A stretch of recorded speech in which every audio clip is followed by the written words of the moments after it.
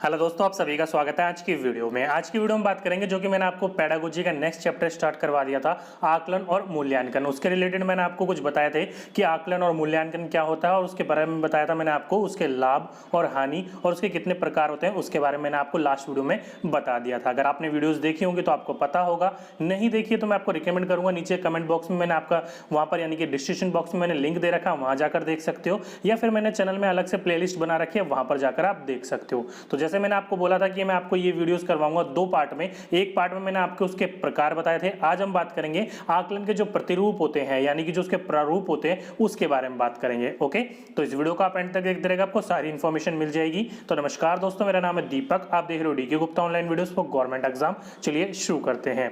तो आज हम बात करेंगे किसके बारे में, आकलन के प्रमुख प्रतिमाप या आपके प्रारूप के बारे में। और कितने प्रकार के होते हैं ये, आपके 4 प्रकार के होते हैं। तो पहला क्वेश्चन आपका यहां से यही पूछा जा सकता है कि आकलन कितने प्रकार के होते हैं। तो आकलन 4 प्रकार के होते हैं और आकलन के प्रमुख प्रतिरूप या आपके प्रारूप जो होते हैं वो भी आपके 4 प्रकार के होते हैं। ओके, तो मैंने आपके आकलन के जो 4 प्रकार के होते हैं तो वो तो मैंने आपको बता दिया था लास्ट वीडियो में। स्वयं आकलन, सहपाठी आकलन, व्यक्तिगत आकलन और समूह आकलन, ये 4 प्रकार के होते हैं, जिसको आप इंग्लिश में सेल्फ असेसमेंट, पीयर ग्रुप्स, उसके साथ में इंडिविजुअल आकलन यानी कि असेसमेंट एंड ग्रुप असेसमेंट, ये 4 प्रकार के बताए थे।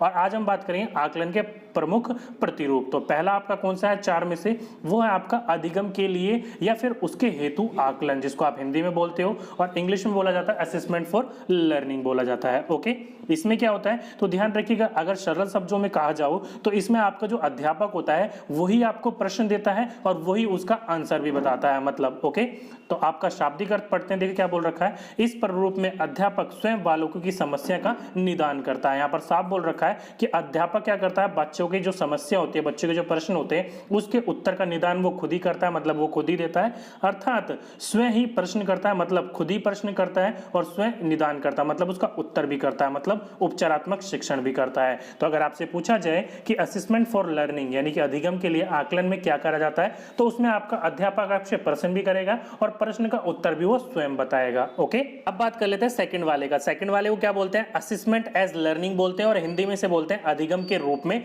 आकलन। ओके, इसमें क्या होता है तो ध्यान रखिएगा, इसमें जो अध्यापक होता है वो आपको पहले यानी कि जो आपको पहले पढ़ा दिया चुका होता है, उसको पढ़ाने का जो टॉपिक पढ़ाया हुआ है आपका पहले का, उसमें आपका जो अध्यापक होता है वो बच्चों को ग्रुप में डिस्ट्रीब्यूट कर देता है, मतलब छोटे छोटे समूह बना दिया जाते हैं और उसमें जो आपका पहला पढ़ाया था उसी पढ़ाए हुए को देकर उसको बोलता है कि आप अपना आकलन भी करो और अपने सहपाठी का भी आकलन करो। ओके, शाब्दिक अर्थ में देखते हैं क्या बोल रखा है, इस आकलन में अध्यापक बच्चे के छोटे छोटे समूह बना देता है और उन्हें पहले से सिखाया हुआ टॉपिक दे देता है। देखा मैंने आपको कहा था कि इस आकलन में यानी कि इस असेसमेंट में बच्चे के छोटे छोटे यानी कि छोटे छोटे स्मॉल ग्रुप बना दिए जाते हैं और उसको पहले से सिखाया हुआ जो टॉपिक होता है वो दे दिया जाता है।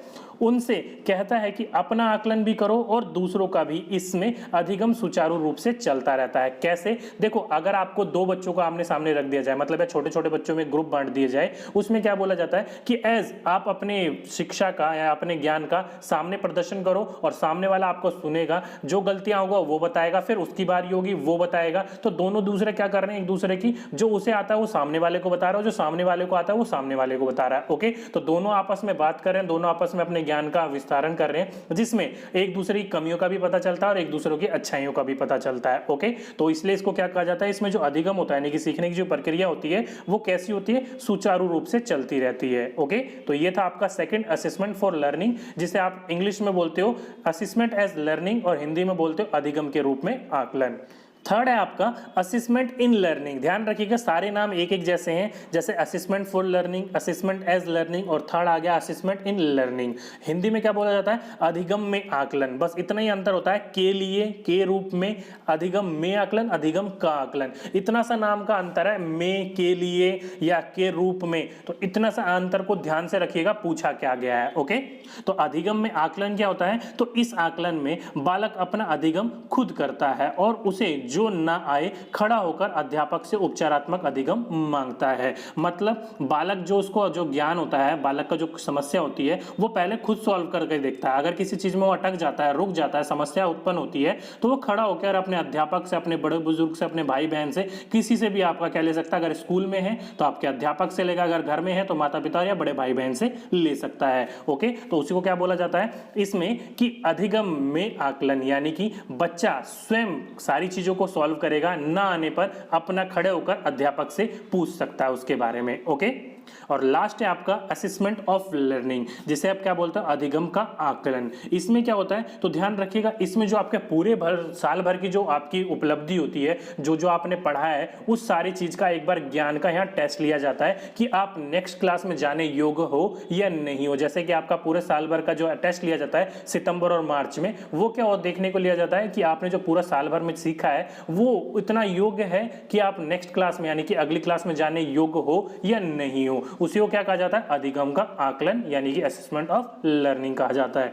जैसे योगात्मक आकलन सक्रिय परीक्षा को अधिगम का आकलन कहते हैं। क्या बोला जाता है योगात्मक आकलन इसी का ही नाम है, अधिगम का आकलन इसी का ही नाम है, उपलब्धि परीक्षण इसी का ही नाम है। ओके, तीनों नाम इसी के हैं, ध्यान रखिएगा। क्या हो गया योगात्मक आकलन सक्रिय परीक्षा को अधिगम का आकलन कहते हैं। यह सितंबर और मार्च में होता है। अगर आपसे पूछा जाए कब होता है तो सितंबर में और मार्च में ये होता है। यह कक्षा कक्ष में नहीं होता, आपने देखा होगा अधिकतर ये कक्षा कक्ष में नहीं होता, ये आपका कहाँ होता है परीक्षा केंद्र में होता है। और ये ना ही निदानात्मक है ना ही उपचारात्मक है, मतलब ना ही इसमें आपकी गलतियों को छांटा जाता है और ना ही आपकी गलतियों को दोबारा ठीक किया जाता है। ओके, गलती है तो क्रॉस मार दिया जाएगा, उसको ठीक करने के लिए मतलब कोई भी उपचार नहीं किया जाता है। तो ध्यान रखिएगा अधिगम का आकलन जो होता है उसमें निदानात्मक भी नहीं होता है और उपचारात्मक भी नहीं होता है। और इसे क्या कहा जाता है उपलब्धि परीक्षण भी कहा जाता है, या इसके साथ साथ में इसको एक और नाम से जाना जाता है पेन पेपर टेस्ट। ओके, अगर आपसे पूछा जाए कि पेन पेपर टेस्ट, ये अधिगम का आकलन, या योगात्मक आकलन, या उपलब्धि परीक्षण, ये सारे के सारे इसी के ही नाम है। ओके, तो ये 4 प्रकार के होते थे। दोबारा मैं आपको एक बार रिपीट करवा देता हूं। देखो, पहला है अधिगम के लिए आकलन या अधिगम के हेतु आकलन। इसमें क्या होता है, इसमें बालक की जो समस्या होती है वो टीचर खुद ही उत्पन्न करता है, मतलब अध्यापक उससे प्रश्न भी पूछता है और उसका उत्तर भी वही बताता है। उसी को क्या कहा जाता है अधिगम के लिए आकलन या असेसमेंट फॉर लर्निंग।